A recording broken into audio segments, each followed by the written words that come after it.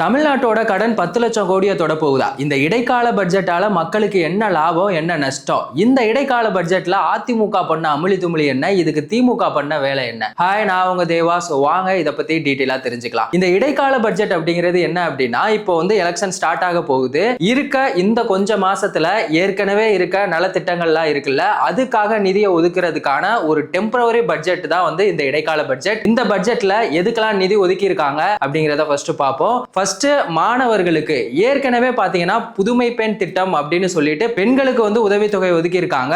அதே மாதிரி ஸ்கூல் போற பசங்களுக்கு, காலேஜ் போற பசங்களுக்கு தமிழ் புதல்வன் திட்டத்துல 1000 ரூபாய் ஒதுக்கி இருக்காங்க. அதுக்காக எவ்வளவு ஒதுக்கி இருக்காங்க அப்படின்னு பாத்தீங்கன்னா, பள்ளி கல்வித்துறைக்காக 48,000 ஒதுக்கி இருக்காங்க. அது மட்டும் இல்லாம ஸ்டாலின் அவர்கள் கொண்டு வந்த திட்டமான இந்த கலைஞர் மகளிர் உதவித்தொகை, அதுவுமே மாசம் மாசம் 1000 ரூபாய் கொடுத்துட்டு இருக்காங்க. அதுவுமே எந்த ஒரு குறையுமே இல்லாம இருக்க கொஞ்சம் மாசத்துக்கு கண்டினியூ ஆகும் அப்படின்னு சொல்லியிருக்காங்க.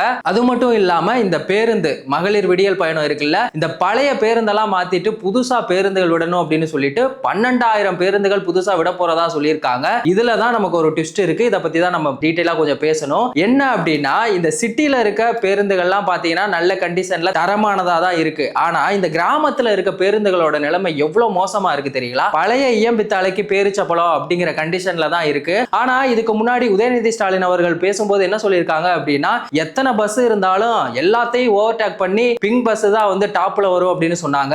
அப்படிப்பட்ட அந்த பிங்க் பஸ் கிராமப்புறங்கள்ல ரொம்பவே மோசமா இருக்கு. ஸ்கூல் படிக்கிற பசங்க கூட என்ன சொல்றாங்க அப்படின்னா, மழை பெஞ்சா நாங்க பஸ்ல போகும்போது தண்ணி உள்ள ஒழுகுது அப்படின்னு சொல்றாங்க. அந்த அளவுக்கு அந்த பேருந்து ரொம்பவே மோசமா தான் இருக்கு. இதுல என்ன பண்ண போறாங்க அப்படின்னா, இப்ப புதுசா 12,000 புதுசா பஸ் விட போறதா சொல்லியிருக்காங்க. இதுல எவ்வளவு ஆட்டியா போட போறாங்க அப்படிங்கிறது தெரியல. இந்த இடைக்கால பட்ஜெட் வந்ததுனால நமக்கு என்ன லாபம் அப்படின்னு பாத்தீங்கன்னா, கொஞ்சம் லாபங்கள் இந்த மாதிரி இருக்கு. அதையும் தாண்டி என்ன நஷ்டமாகும் அப்படின்னா, தமிழ்நாட்டோட கடன் இப்ப எவ்வளவு இருக்கு அப்படின்னு பாத்தீங்கன்னா 8.33 லட்சம் கோடி இருக்கு.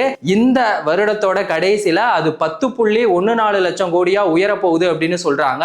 இதனால நமக்கு பயங்கர ஒரு தலைவலியா இருக்கு. ஏன்னா இந்த கடன் சுமை அதிகமாச்சு அப்படின்னா அது நம்மளையும் தான் பாதிக்கும். எப்படி அப்படின்னா, இப்போ ஏற்கனவே சென்ட்ரல்ல எந்த விதமான ஒரு நிதியுமே நமக்காக ஒதுக்கல. அது மட்டும் இல்லாம இந்த மெட்ரோ ரயில் திட்டம், அதுக்காக அவங்க சைடுல இருந்தும் எந்த ஒரு நிதியுமே ஒதுக்கல. இவங்களோட கை காசை போட்டு தான் எல்லா செலவுமே பண்றேன் அப்படின்னு சொல்லியிருக்காங்க.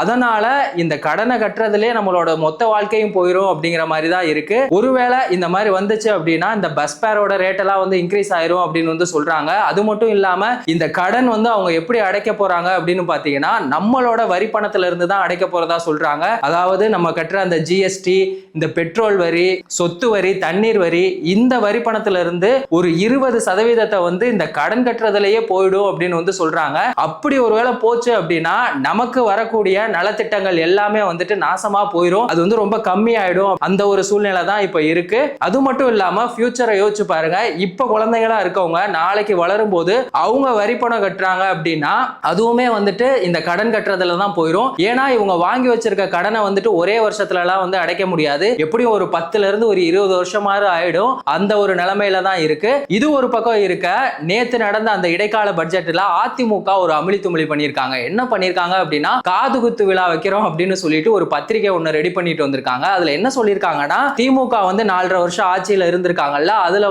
மக்களுக்கு காது குத்திட்டாங்க அப்படின்னு சொல்லியிருக்காங்க. அது மட்டும் இல்லாம அதை சிறப்பா தலைமை தாங்குறவர் நம்ம முதலமைச்சர் மு க ஸ்டாலின் அவர்கள், இதோட நிதி அமைச்சர் தங்கம் தென்னரசு அவர்கள், அந்த மாதிரி எல்லாம் அந்த பத்திரிகையில போட்டிருக்காங்க. அது மட்டும் இல்லாம இதுல என்ன மாதிரியான புருடாலா விடுவாங்க அப்படின்னா, இந்த மழைநீர் வடிகால், அதுக்கப்புறமா இந்த பாலம் கட்ட போறோம், ரோடு போட போறோம், அந்த மாதிரி எல்லாம் நம்மள ஏமாத்துவாங்க அப்படின்னு சொல்லியிருக்காங்க. அது மட்டும் இல்லாம மொய் வைக்கிறது அப்படின்னு எதெல்லாம் சொல்றாங்க அப்படின்னா, இந்த சொத்து வரி, தண்ணீர் வரி, இதெல்லாம் மொய் வைக்க போறாங்க அப்படிங்கிற மாதிரி சொல்லியிருக்காங்க. இதுக்கு பதிலடி கொடுக்கிற விதமா திமுக சைட்ல இருந்து என்ன பண்ணிருக்காங்க அப்படின்னா, அவங்க ஒரு பத்திரிகை ரெடி பண்ணிருக்காங்க.